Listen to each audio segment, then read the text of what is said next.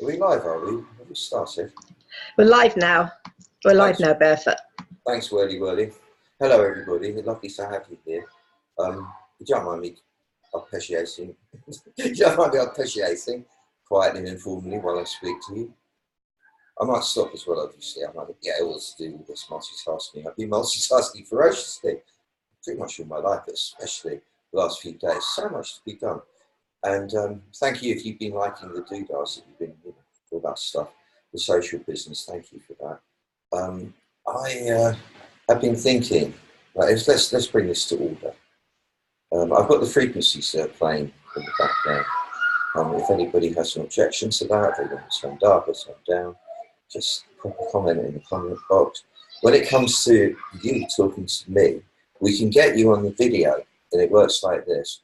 Wordy will make you a panelist for while she'll see your hand go up, as it were. She'll make you a panelist, and then we'll be able to have audio connection with you. She then presses a button to go for video, and you have to press a video button too. I don't know where it is, but I'm sure you'll find it somewhere on that screen of yours. And then you're going to be visual, which should be lovely to see you. Now, I've been thinking, obviously I'm working with, in the middle of doing all the music and everything. I'm working with, I don't know how many, quite a few people on a pretty much daily basis, whether it's on the phone or an email or what have you, or in real life, to help them through various crises in their lives, whether it's physical or psycho-emotional or actual, fact, what do you call it, where they've got shit going on they've got to deal with. So I'm required always to keep looking into the human condition. And one of the aspects that is kind of quite obvious to me is this one. It's about inclusion. It's a very subtle thing. When you're a child at school and or in some sort of social situation, whether you're included naturally by the gang, whoever the gang is, or not, will have a powerfully lasting effect on you for the whole of your life. Now, the interesting thing is that if you're not being included because you just don't fit in, it'll be because at some level you don't want to be, you want to exclude yourself. And this happens quite a lot. I do it, I've done it myself at times. I mean, I was fortunate in that from early on, although I could feel some disparity between my reality and most of the people around me, to say the least. I didn't have a problem being included because I'm fun. I think it's that. And I always had a gang, My first gang was called the Monster Marvel Monkey Club. It's a great name, isn't it? And I'm still doing it. The miracle meeting thing, mindfulness. And but I see this a lot with people, this feeling of being excluded. This is one of the biggest triggers in later life, as it works insidiously, for what we call very lazily depression. And when it's severe, I generally tend to be able to trace its cause back to that moment where exclusion occurred and it really hurt. It left you goodwill and all alone feeling. I think maybe everybody has to experience that at least once in their lives, just to have a rounded education in life. But it can be very, very painful. And then it will set up a pattern probably that will last through, the whole of your life, and feeling what Malcolm Gladwell called an outlier. This is my theory, which is mine. If that's the case, it might well be that, it is certainly for me, that you don't want to be included in some sort of limited grouping of people, because what you want to be included in is all of humanity. Not that you want to be, you are. You are part of humanity. And for me, that's the case. I want to be part of humanity, and I want everyone to feel part of humanity. I'm not one for encouraging these divisions of us and them, because I find that they are at the root of most of the destruction that occurs. It's a very primitive reaction to something other, something different.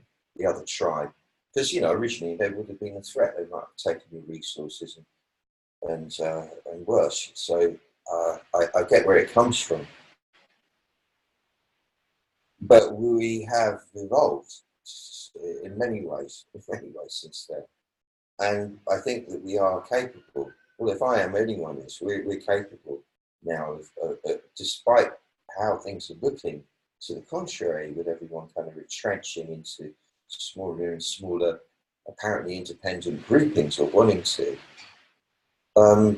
What's really going on over the big picture, if we manage to keep going that long, is that we will evolve, or we are evolving, into a collective state, a much more collectivistic state.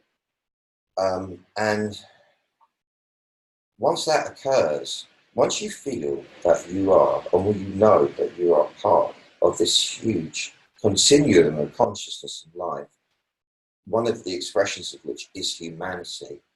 And once you know that you're part of all of this, irrefutably, that you can't be anything other than, and when you actually viscerally feel it, you can't be lonely. I mean, I might get like a moment of ooh, feel a bit like I want to talk to somebody, I don't know who. But I don't remember the last time I had one. And if I do, from the technique I'm going to share with you, it's so what? I mean, it passes, it's no big deal. I don't react anymore. I have to pick up the phone or rush to talk to somebody to feel like I connect. The connection is with the presence within. And this is not a cop-out. When I was younger and more cynical, if somebody said the real relationship is not with the lover, not with the other, the real relationship is with your internal presence, I go, yeah, that's just for losers. You know what I mean? That's just for losers you can't kind of be with anyone. That was when I was younger and more cynical. Now, having this stuff really does finally work, even on me, because I'm quite a rebel. The relationship is really with the big presence. And at least on the human level, it's with all of humanity, potentially. So that's the one issue, and this is important because we can no longer exclusively observe our state from the individualistic point of view. As we see, we are all interdependent.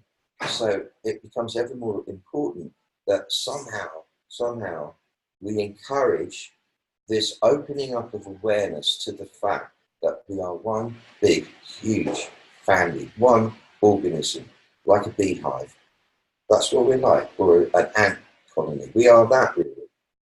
And the only way that we can really progress properly is to get the ground of it right, and that is the ground of it. If we can get to that point collectively, enough of us can get there so that suddenly everybody's there, it will indeed, or could indeed, be that golden era that was promised at the beginning of the Aquarian age, the Enlightenment. Well, we had a taste of it, and then it was snatched away by the naughty boys, and but it will come back. It will come back. It's coming back. I did a do on the Isle of Wight on Monday night, where most of the people, if not all of them, I think, were healers or therapists, and lovely people, lovely place, really, really lovely. It was a super healing kind of guided meditation, and it was beautiful. So I didn't know this at the beginning, but after a while, it turned out that most of the people seemed to have been inspired originally by me without me knowing it, and it was such an honour to see the effects of all these august people looking so great. Why am I telling you this? Yeah, it was just another, it's the same as when I was in the north, in Ramsbottom. It was the same thing. Pretty much everyone there was a healer or working in some form of enlightened endeavour. And so it is happening. There are, without a doubt, more and more people genuinely developing the enlightened way of living. And that will reach critical mass. At which point that miracle, 100 monkey miracle happens, where when it hits a certain number, the critical mass, everybody suddenly gets it. I've seen it happen before, against all the odds. The 80s was, in my opinion, one of the most unenlightened, self-important, vainglorious, daft, big shoulder pads, stupid, big fluffy hair eras ever. And the music for me, for example, was just like pure plastic. But out of that came the rave scene, and from that, the next sort of the revisit of the 60s all through the 90s. In that was a definite shift to global consciousness to a huge extent, which built up towards the millennial night, and then started turning the other way again. But it's coming back. And that's why that's my real project. That's my project. I want it to come back. I want enlightenment for everybody. I want us to be able to reach the next stage of evolution collectively, because I think it would be great fun. I mean, there are so many brilliant people on this planet. It is unthinkable the levels of development that are occurring, especially in the young people, that it would seem absurd if it wasn't going to somehow create something amazing. It's just going to take a bit of time, and at the moment there's resistance. But when there's resistance, it means that something good is trying to come through. You know? And then comes, I've been thinking about all of that, and then I've been thinking about the miracle. Because interestingly, I had to learn this stuff as you do. So if you're doing the volume 3 of And, which the miracle, which is, to forgive me being repetitive, basically to realize that everything is a miracle. Existence, you, the ability to communicate, to think, to move, to do, to create all these colors and shapes and sounds and activities that we do. And all of it's a miracle that we're here at all. And as soon as you honor that, the miracle starts to honor you by making events occur in a kind of quantum fashion, so that you find yourself recipient of a series of ever-growing, beautiful surprises.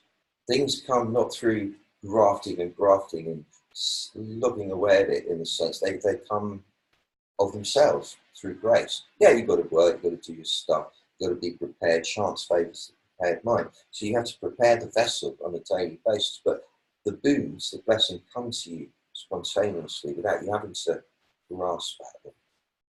And for this to occur, for you to be able to command the field in that kind of way, you have to be what in the colloquial language is called, the vernacular rather, is known as mindfulness. Now, mindfulness was one very tiny technique, an essential, but like a passing notion in terms of studying meditation, yoga, in Buddhism, in the Taoist system. You have to have mindfulness, because you can't meditate without it. You've got to be awake to what's happening inside yourself and around you. You have to be cognizant of it.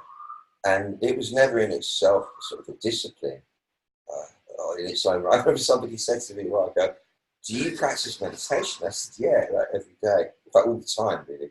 Oh, they said, "Oh, I do mindfulness." I said, "What the fuck do you think that is?" Anyway, it doesn't matter. Mindfulness is imperative. And what I've seen from people I've discussed mindfulness with, who are mindfulness people, is that it's not really taught. The mechanics of it aren't really explained.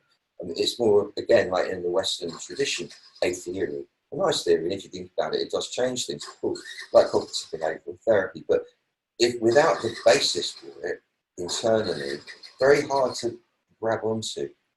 So why I personally espouse the Taoist way, it's certainly not because I'm some sort of Tao fruitcake character. I'm not an isty type of guy, as you probably can imagine. I mean, the whole ism thing kind of freaks me out. I would never call myself a Taoist. That would be stupid and presumption. I don't think any true Taoist would. It's just a description of somebody who is living by these principles that have been passed down over thousands of years from goodness knows who. Because it was way before Lao Tzu. He was just the guy that collated all the information that was extant before it disappeared about 5,000 years ago. But it had already been getting lost. It had been going, they reckon, at least 12,000 years. I mean, whatever. There's theories, obviously, that it came from alien visitation, like pyramids and so on. Well, that's the myth.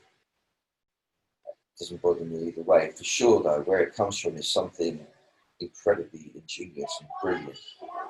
And the reason that I'm honoured to have spent my life so far basically translating it to myself, because derealising it is not a mean feat. It takes a while. Because it wasn't ever just given away, because this stuff's so powerful. There was sort of like a lock on it, it was encrypted, if you like, in riddle form, and you had to work for it. I make it easy for people because there's not much time now. You can't mess about, you've got to really go for it. But in those days when I learned, it was taught in riddle form, you had to work for it. It took a while, but the rewards were worth it. And it's beautiful to be able to kind of decode it, decipher this incredible system and not simplified it, but discerned, and then being able to access and emphasize the simplicity of it. Because it, without doubt, works in terms of you taking command of the field from within. And only when you do take command of it can you then ordain miracles to occur. You ordain that flip of dimension, that flip of mode from the linear, logical, go get it mode to the lateral, feeling, intuitive, exponentially receiving mode. When you are centered inside, in other words, you feel complete. There isn't a sense that anything is lacking in your life. So while you will obviously need things to come your way, as you go along, it doesn't matter to you whether you have this or have that, or be this or be that, or do this or do that, because you're aware that everything comes with its yin and its yang. So, rather than being drawn blindly by some wonderful ambition that you might have, you're aware of your intention to achieve, realize your potential in any given area, in all areas. But there's no longer that need to have it be any kind of way to prove that you're right. I mean, I say there's no longer, there's much less and less of it. You get much less caught up in that desperate need to succeed, and then are able to allow success to evolve in a more feminine, organic way. But I waffled on. Let me get to it straight. Let's get to one. Before I do that, before I start on a guided do, would you, do you have, has anybody there got any questions that you would like to ask, or comments that you'd like to make, and have yourself appear on screen and make your debut on the on? But if you do, put your hand up, wordy, and make your doodah. She'll do the thing, and you have to press your video button. And I'll just be tinkering with my guitar while I wait. Hey, Barefoot, there's no one at the moment. No questions or comments just yet. Okay. So I shall let you play, leave you playing. I'll wait for 1 minute. Okay. So I've got the clock up in the corner, and we're not doing badly timing-wise. I thought I'd be going on for ages there. Fuck it. Okay, let's start. This is what we do. We discern, first of all, that there are two obvious arenas of experience going on for you. There's many more, but there are two obvious ones. There's the arena of experience, it's the one that you're most familiar with, which is associated with the input of all your sense organs. Your sense organs, your nose, your ears, your mouth, your eyes, they face forwards, so that you're able to receive input from in front of you. And it's very interesting, it's mesmeric, it's tantalizing, intriguing. And because of that, it draws you forwards to get a closer handle on it, a closer look, more, what feels like more hands-on interaction. It's the tendency to kind of come forward to meet other people, to be in the front of yourself, to present yourself from the front of you to everyone around you, to protect yourself from other people from the front of you. It seems after a while that that's all there is. There doesn't seem to be any back. And if you say to somebody, you know, what's going on in your back, they really find it difficult to feel anything in their back unless they're having pain there, because we're so not used to being in it. And so therefore it would appear to be a useless waste of space, aside from something that stops you tipping over and what have you. The Taoists, I think one of their things is that they seem to be able to make use of what other people find useless, the greatest use. For example, one of the examples of how you might aspire to be in terms of letting go of self-importance, they give they use the metaphor of a gnarly, old, useless tree that grows on the village green, has been growing there forever. It's so old and twisted and hard that it just would be too much hard work to turn into wood for furniture. It's too hard for firewood, and so people just leave it there.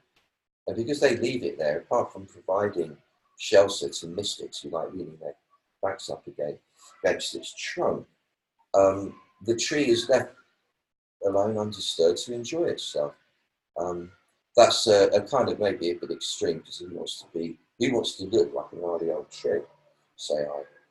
You know, we've got to balance this thing out with a bit of vanity, don't we? Mind you, you know, it'd be worse things than a gnarly old tree.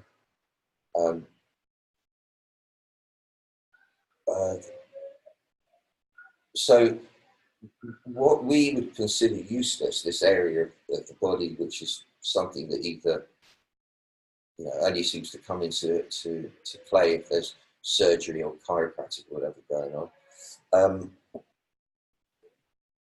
They use this area or see this area as the one. This is the place. This is where to be. And you know that Taoism is very martial art orientated. The fighting forms of Taoism are really, really at the heart of it. It doesn't mean that you don't get it without that. That's what I've been doing, is sharing it with everybody, whether you do that or not, because the fruits are so great. You don't need to do the martial arts to feel it, for sure. But they are a great way of getting it, of training it on a daily basis, as well as which they make you fit and fairly dexterous, and you can take care of yourself, which adds on quite a profound level, and it adds an ease to your being and an ability to be kind to all people, because everyone's your brother or sister rather than your potential enemy. There's a sense of them being in the dojo with all the fellow students, and you know how to take care of it, you know how to do the game, you know, anyhow. I guess really the most important rule or principle for the fighting forms, and therefore for every moment of your life, is this notion of occupying your back. It's punching from the back, kicking from the back, receiving from the back, you know, turn the other cheek is the thing of yielding. You yield and take the force past you, and then you kind of come back with your sticking to the action thing. All is done from the back. If you punch from the front, you need a lot of arm strength to prevail. If you punch from the back, you've got your body weight behind it. So if you've got the mechanics sorted out of how to deliver your body weight through the whatever strike you're issuing, you'll prevail, because there's a lot of force there, and it's not strength, it's just pure momentum.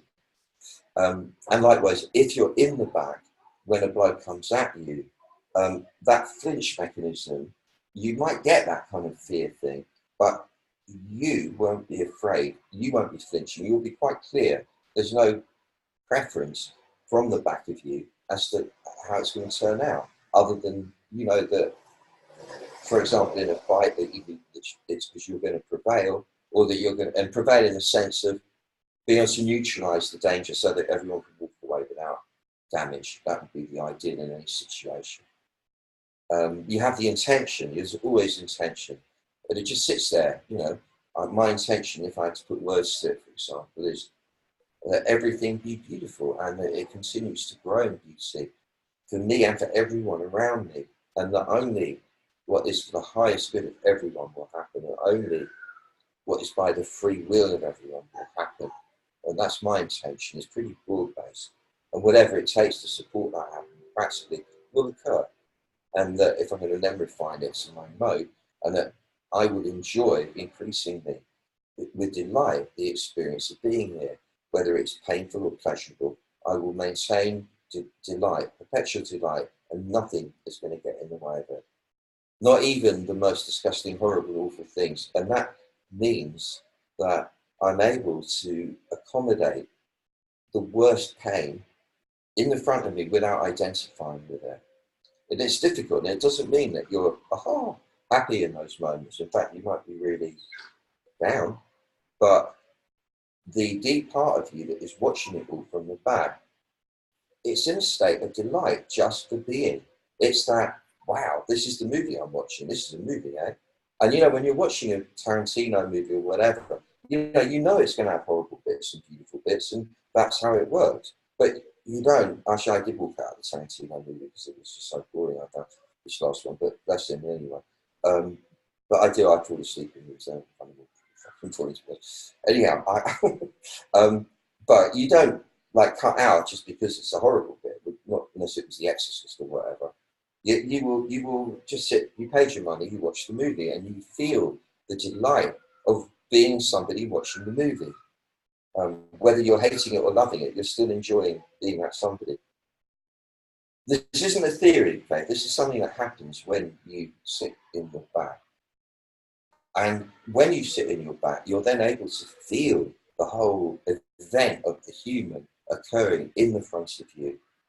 And when you're able to feel the inevitable fear that every animal must have to be alive in your belly, without trying to make it go away, without trying to justify it by creating frightening stories in your forebrain, and then reacting to them and getting a loop of toxic anxiety, you're able instead to go, yeah, I'm afraid, so what? Or, yeah, I'm lonely at this moment, so what? Or, yeah, I'm angry, so what? Or, yeah, I have this sensation that I'm losing my mind, so what? Absolutely, it doesn't matter what it is, it's just stuff, it's story in the front, and it's so what? So what? Which isn't to be nihilistic. It's not a nasty so what. It's a very loving so what. It doesn't matter. It's just illusion of this stuff. What is actually here is, in our terminology, God, or in the Taoist thing, the Tao, the presence, the universe, the spirit. You really must just spirit without the love. Whatever you want to call it. That's what's really here. There's just that's all it is. And it expresses itself miraculously through myriad different shapes, through badgers and birds and insects and spiders and fish and whales and me and you and all of humanity and planets and even washing machines and even lights, even things that humans have made. Anything that's in shape and form, no matter how it got there, is the Tao. It's still the presence expressing itself through that. Everything is alive with it. Everything is filled with DMT, dimethyltryptamine, the consciousness hormone. Everything, from even plastic, everything has consciousness. And the miracle that presents itself as soon as we go, yeah, I agree, this is a miracle, I'm a miracle, this is a miracle, all of this is a miracle. What that miracle is that, it's the presence. And it's ineffable, and it's not anything we can control or understand or limit or define. We can't talk about it. It's impossible. We can just be it, we can just feel it. And then when we feel it, we are the miracle. And when we are the miracle, we ordain that to be the force that pervades everywhere, and miracles then occur. When I say miracles, literally, it means trick of the light. It's like a conjurer's trick. Out of nothing, something is made manifest. And true healing of the body, of the mind, of the finances, of the relationships, of everything, of the planet, humanity, happens in a quantum jump. It's not an incremental process. Yeah, it looks like it is, but actually what we're not seeing is the exponential growth of the power and size, the scope of each stage. it looks incremental, but then suddenly a whole new world manifests. And it doesn't happen suddenly, though. It's been coming. It's just we haven't been observing it. We haven't been seeing it.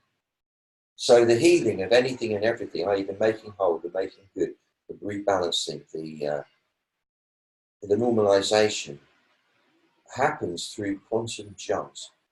And it's the same with you in your personal life. Because despite the fact that the story looks like it's the Titanic about to sink, it isn't at this point in time, for all we know. It might not go there at all, if not for a very long time. But right now, at least, we can safely say, I hope I don't have to eat my words, it's not happening now. We're okay. We're still here. We're all right. So we're in the game. We can play. And within the game where we play, we have visions of missions that we want to undertake. You know, for me, it's spreading the word through ACTED to everybody. And through that, then being able to teach discreetly all this stuff in a way that would be somehow palatable to the many. That's my mission for me. And you've got your own mission. I didn't want to carry away with myself there. It doesn't mean to. I nearly did.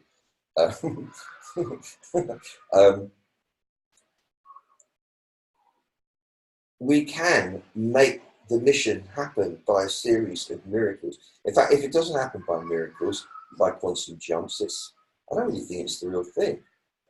Maybe I'm wrong, I don't know, but it seems to me that the real thing is going to come like quantum jumps, suddenly presents itself. The situation will be there.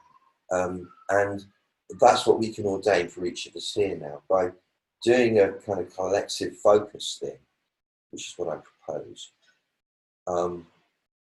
Not only could we quite probably affect some kind of shift, which actually I do detect kind of happening anyway onto the surface, in global affairs for the better, so to bring some sense of new harmony, as we've been there for a while. And remember, the results of these things take a few days at least. So, and it's hard to gauge it because we're not watching the whole world all the time, but anyway. And then the same for you in your life, which is not a selfish or mundane pursuit. It's a self-full pursuit, and it's on behalf of the Tao that you're expressing, which wants to experience itself in the fullness of itself through you. Are you with me? You get me? So if you do, this would be the moment to divest yourself of your cares and woes. With a big exhalation like this, and let it all go. Do it again. Deep breath in and go with a sound, and one more time. Deep breath in, let the whole world go with this out breath. And then let all the weight of your head, including all the weight of your thoughts, settle down in the pelvic floor where it naturally wants to drop to, because that's the lowest part of you. Weight wants to drop to the lowest part. The weight of all the feelings and the emotions in the chest and the shoulders, the kind of the weight of the story of your life carried on your shoulder, let it all drop down onto your pelvic floor. And leaving the upper part of the body and the head free and light so that it can start to float upwards. The top of your head can kind of reach for the sky. Now, I was talking about the distinction between the area of experience in the front of you and the area of experience in the back of you. Everywhere rear of your ear holes, basically, and of the side seams of your garment is the back part, and everywhere forwards of your ear holes and side seams is the front part. And to get into the back part now, the hallowed back part, the beautiful bit of you, the bit where your eternal self is to be found, the bit of you that is beyond preference of the yin over the yang and vice versa, that is completely comfortable with the sure fact that you're going to leave this body at some point. The part of you that knows its eternality, and so is willing and delights in the whole process of unfolding, albeit that that requires a point in time where you drop your body. The part in the back is the wise part. It's the back brain is the hunter-gatherer brain. It's the true intelligence, the one that has you be present in the moment all the time, rather than thinking about fantasies, which is what the front brain does all the time. One way or the other. They don't look like fantasies. They are what most people call the real world, but actually they are pure fantasy. Whereas the back brain, there is no fantasy, it's just pure awareness. To feel it now, start off by at least feeling where it is. Push the back of your head back a bit, and you'll get a bit of a kind of pull there. Now, at the same time, lift the crown of your head, or sort of lift the back of your head. So you're pushing back and lifting. And what that does is it causes the chin to drop somewhat to the chest, and it opens up the back of the neck. It gives it a lovely length. It's like there's a big eye there opening up that can now see behind you. And allow your ears to listen behind you. Big martial art trick that. To develop peripheral awareness so you can see if there's danger around you, you listen behind you. And this combination of pushing the head back and lifting it and listening behind you, I think you'll find, if you're sensitive, has already brought your mind into the back of your brain, to augment which, if you like to visualize, picture your mind normally busy in the front brain. Stand up and take a well-earned rest by walking to the back of the cave of your skull and sitting down on a bench at the back of your head, leaning its back against the rear wall of the skull. And this mind of yours looks like a Buddha with your face on it, a little wee Buddha with your face on. And it's now sitting in the back of your head, leaning up against the rear wall of the cave, gazing out through the mouth of the cave, which is there in the centre of the forehead, into infinity. There will be clouds passing outside the mouth of the cave because you are high up the mountain here. Clouds passing, but just as if you were sitting in the back of the cave, feeling really solid and awake and aware of everything, perfectly righted and in good relation to everyone and everything around you. No panic in you, no feeling of needing to be a people pleaser, completely in command of your own realm. And clouds were passing by the mouth of the cave. If they even registered a tiny blip in your consciousness, it would be a lot. The chances of you thinking, I am going to go onto that cloud there and follow it wherever it's going and try and change it to a different shape and resolve it into something else. Because that's what we try and do with the thoughts, isn't it? You wouldn't. You just let the cloud go by and it's just a cloud. Like thoughts, they're just thoughts. So all the clouds go by, and eventually the sky clears outside the cave. Everything's silent. You're leaning into the back of your brain. And supporting that beneath, which you allow the weight of your body to settle, to assemble itself in the rear of you. And there's a practical reason for that. In terms of actual balancing upright without using excess muscular energy, without straining, in other words, it makes sense to allow your weight to collect where your structure is firm. There is no firm structure in the front of the body. The back of the body has the firmest structure there is, which is your spine. So if you allow your weight to gather around your spine, i.e. in the back of you, you'll be sort of balanced right. Because if you're in the front, where there's no structure, the chances of being able to kind of keep yourself like upright without straining are very, very slim. But in the back, with the weight in the back, it's very easy to stay back and balanced. I could explain this 1,000 different ways. I don't know if this was the best, but that's the one for today anyway. It's the thing of just being in your back, not your front. Another aid though, right now, is picture breathing in a wall of white light through the front of your body, through every pore in your skin. And that white light is going all the way into the back of you, lighting up the back of you. And as you breathe out, you're in the back and you push the white light out through you. And as you do that, as you push it out through the front of you, the effect that kind of pushes you back. So you keep going back and back with the white light inside you. Next thing is to become aware of the arena of experience in the front of you. The stories that go on in the forebrain, which are now quiet, miraculously and mercifully, and the reactions to those in the solar plexus, which are now, rather than feeling huge and horrible, are just like a residual movement of energy, if that. Very easy to accommodate, you'll notice. And there's no big drama occurring. You realise all drama was just a fabrication of your mind. And actually in this moment, as you sit here in the back of you, breathing slowly, your muscles relaxed, your heart pleasantly open in the front, there's a sense that everything's complete. You need nothing in this moment other than what you have. And in that sense of completion, you magnetize to you completion. So whatever would be missing in your daily life will come to you automatically.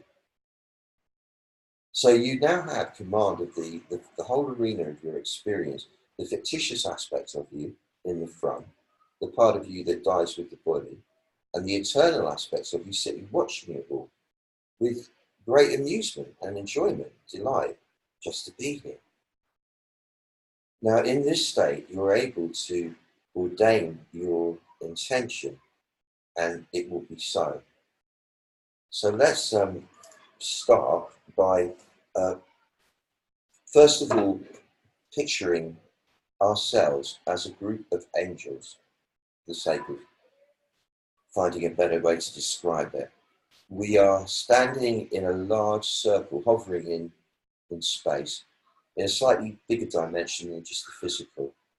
Kind of outside the Earth's atmosphere, but we're so big, us all, that holding hands together, we form this huge circle around the Earth's atmosphere. Imagine that, how big we are, that we can actually do that. To allow yourself to be that big, by the way, not just sort of sitting in the back, but popping out of the back of your head, out the back of your body as well, so that you're filling the space behind you as well as inside of you. You notice you become immediately rather huge. You can't be confined in this small physical shape. You've got an extra dimensional. You're massive now. And that's why we're able to do this. We're holding hands in a massive circle around the atmosphere of the planet Earth. And we are the beautiful archangels. We're here on a mission to transmit healing love to humanity with the effect that it will bring soothing to the soul of everybody, that it will bring a new view of existence to everybody, no longer jaded or tainted by the limiting stories of a former paradigm. That this healing love will bring an innate sense of knowing that everyone on the planet, however at odds they are with your version of what is right, is family, kin, which then, and then that everyone will then feel inspired to naturally be kind, which shares the root with the word kin, treating everyone like family with everyone. You mean you've got to like people, but you can love them, loving everybody. And I'm not talking about in some daft, soppy way. I mean, loving in the sense, you're my sister, you're my brother, I take care of you. That's the primary stance, rather than I dominate you and take advantage of you. I take care of you. And that pervades and reaches critical mass and sets up a totally new way of the world, leaders communicating with each other, the people of the world communicating with each other in a new sense of balance and harmony, despite how much it might look almost like a pipe dream. Nonetheless, the miracle is a new phase of unprecedented harmony. And that the love that we send will bring a feeling of playfulness to everybody, enough that they get off those dull, boring, kind of rigid rules of what you've got to be miserable to be a responsible person. That there's a sense of play comes in again, the beauty of play, the curiosity to find out about other people and places, that are coming out of this myopic, self-obsessed reality, and into one where we see each other and glory in the presence of the presence in everyone. So yeah, a true miraculous healing. And how do you see that? That's what we're all doing here. And knowing that, and we're all standing here, you know that I've just been saying, actually got to waffle about something before such a ritual as we're about to do. And then I'm quiet, and in the silence, we stream this power from the chest collectively down to the surface of the planet. And because it's combined with the number of people that are in here, it's a lot of people from around the world, we are synergistically, we're exponentially growing the power of it. So it's this huge power of love going to the earth now, and it's spreading everywhere, and it's going everywhere to everyone, not just the people. All sentient beings are being infused with it as we speak, quantum style. And that is even now triggering something at an unconscious level, for sure, in the vast majority of people, but it's being triggered. It's activating a process. That's what we're picturing. And what is only voiced for the highest good by the free will of everyone will now occur. A miracle will happen. And now, with the same power of all these angels that we are, I want you to picture yourself in the middle of our circle as the beautiful human that you are. And you're just somehow hovering magically in space as we stand all around you in this massive circle. And we're now all of us beaming the love at you. And feel yourself receive it. Feel yourself receive it, and know that as you are, it's activating the miracle flow in your own life for you without you having to do anything about it. So that all the resources, all the help, all the opportunities that you need to succeed in your mission now come to you in the most beautiful, elegant, surprising way, unexpected way, without you having to strive for anything. They come to you now.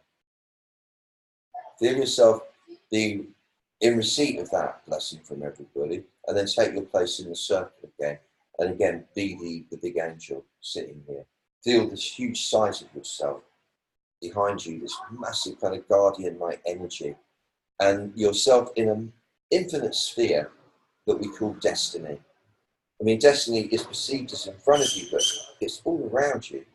You are in the center of your own sphere of divine experience. And destiny is that which is not yet manifest. So firstly, honor the guardian, that which is comprised of everything that's gone before, that has accumulated to protect you from behind and give you that sense of motion into the new. And at the same time, honor the infinite existence of destiny, that which hasn't apparently yet manifested. And rather than fear it as the enemy is going to kill you, love it. Love destiny as your greatest ally, because destiny is what makes things possible. Without destiny, nothing can happen. There's just no space, nowhere for anything to be. So honoring destiny for facilitating the happening of things, a sense of deep appreciation for being a vessel of Tao in the midst of this utter miracle of existence. And now think of a person. Don't think too hard. Whoever springs to mind, first or second or whatever, that you can grab onto. It might be somebody that you really can't bear anything like, fuck, should they get it? Or doesn't matter. Good, really good if it's that. I just got one of them anyway. And you put them in the middle of our circle. And the combined love of everyone here is being sent to them, and they can't resist it. It heals them. They are healed. It's like all distortion is vanished, and they are standing pure radiant down in front of you.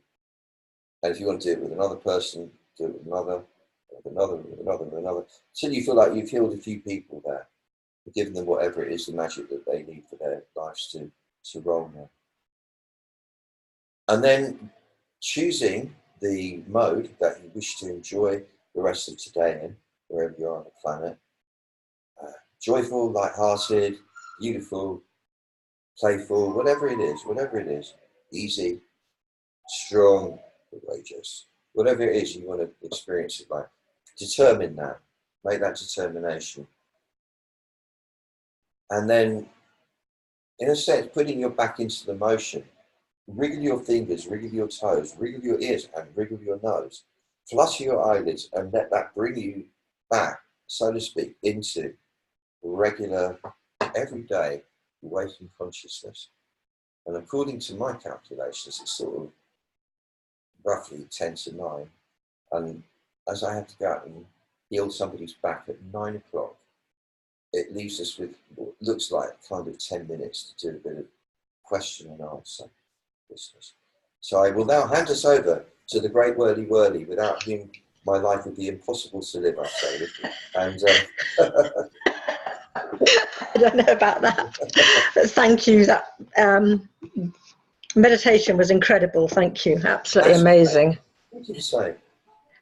There's a comment from Taya who says, "Hi, dear amazing Doc Stephen and Whirly. Warm hugs to everyone from Slovenia." And there's a question from Bernard Eckbury who says, "Hi, Doc. I remember you talking about where the soul is, like a W, wing-shaped container above the head, and coming down to a point in the back between the shoulder blades. Can you say any more about that? I often feel a little empty or absent there. Thanks, Bernard." Bernadette, was it? Did you say, or Bernard? Bernard. Bernard. Bernard Eckbury. Hey, man. Lovely to know you're here. And it was lovely to see you on the Pennines the other day. Really, really, always. You're looking great. Yeah, interesting you put it that way round, because the way I was taught, because it would be, wouldn't it? And almost an idea, the soul is like above somehow, isn't it?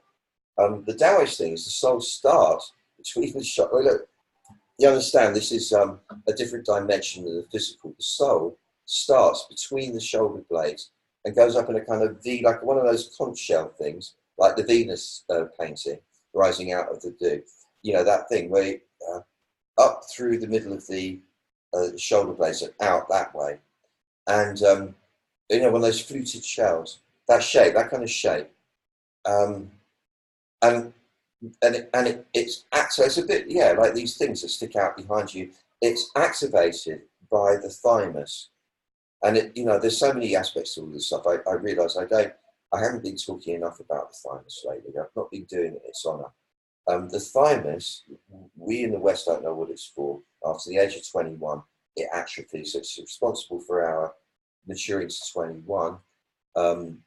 It's very intimately linked with the immune system. The Taoist say it doesn't atrophy at all. It just needs a bit of like work to keep it active. So tapping on it, very good. It's usually done with 2 hands like so, while going like that. Or just thinking about that point, raising it diagonally upwards and forwards as it rising up to all that is beautiful within and around you. That activates the thymus. And when you activate the thymus, despite yourself, you activate soul level and the magic starts happening. I mean, the most I've seen it, the most obvious thing for me is doing gigs in Ibiza or Barcelona, where it wasn't, you know, my native language, and I'm on the mic with like really great DJs and there's a lot of energy, a lot of excitement, expectation. And then say the mic sound was shit and there wasn't a good engineer to sort it out, and they blame me for it. You know, the big thing, go, yeah, get off the stage. And feeling a moment of defeat, and then remembering, whoosh, and I'm out, the soul is activated. Suddenly I pick the mic up and the sound's all right. And that was a miracle. I don't know how that happened. I have no idea how that happened because no one fiddled with it, not even me. And it was okay. It was crisp, you could hear it, and bang, it was away, and it was an amazing night. That's the way that it's really, I've noticed it the most, for some reason, just doing performance. But it could be at any time. And so that's it. When you activate thymus and feel the sense of the soul, a bit like Batman or the cape, Crusader, but with the cape going up in the air behind you, that links in with the notion of the guardian, which is this thing when you pop out the back of you, you become really big. That's called the guardian. That's the kind of guardian energy. There's more to it than that, but this is part of that activation without going lost in a whirlwind of nonsense. Let's just stop it there. Was that enough for you for today? Thank you. Cynthia Brown says, thank you so much, Barefoot, for the incredible deals you've been offering us online. Hugely appreciated. Oh, that's a lovely thing to say, Cynthia. Thank you. Yeah, no, I mean, it really feels like, you know, I mean, if I could, and I didn't need to, I could live on thin air, I would do it all for free. But I just feel it's right. So I so want people to get it, if possible, if they can, you know. So that's why. And thank you for saying it's lovely of you to. Taya says, oh, I've just lost it. Hang on. It moved. Thank you so much for this amazing cosmic meditation, dear Doc Stephen. Wishing a fabulous Friday, weekend, and a fruitful autumn to everyone. Much love and light. Cynthia Brown says, thank you so much, Barefoot, for the incredible... Oh, I've said that one. Bernard has replied to your answer saying, yes, that's great. Thanks, BD. Pleasure. And Helen Kirby says, thank you. You're welcome. LM, very easy to visualize all that. LM, not sure LM is. Thank you. And Tracy, yes, thank you so much as well. This has come with such good timing. Perfect. Oh, good, good. You're welcome. That's it. Fun. I think that's no more questions or comments. I think that's it. Okay, Yeah. well, thank you, Wordy. I've got a wish then. You're welcome. I have a wish for you here, everybody, that whatever's been stuck and really difficult suddenly clears and becomes really easy. So whatever's been holding out on you for a long time that you've almost given up on suddenly happens for you. That where injustice occurred for you, whatever was taken is somehow now returned. Whatever was broken is somehow now repaired. And whatever was lost is somehow now restored. And the magic of this is so startling that you almost can't contain yourself with excitement. I wish that for you. I wish that for all of us. And from that energy, we all do good transmission of all this magic. And it has a big effect on the world. Really lovely. I think we're going to see a turnaround soon. Things are going to start getting beautiful again. I do. Maybe, yeah, I do. I really begin thinking something good's coming soon. I've not thought this for ages, actually. Ages. It's the first time I've actually started feeling, I have a feeling it's going to start lightening up. It might well do. You heard it here first. Okay. And thank you. And I'm out. Lots of love to you all. And bye-bye.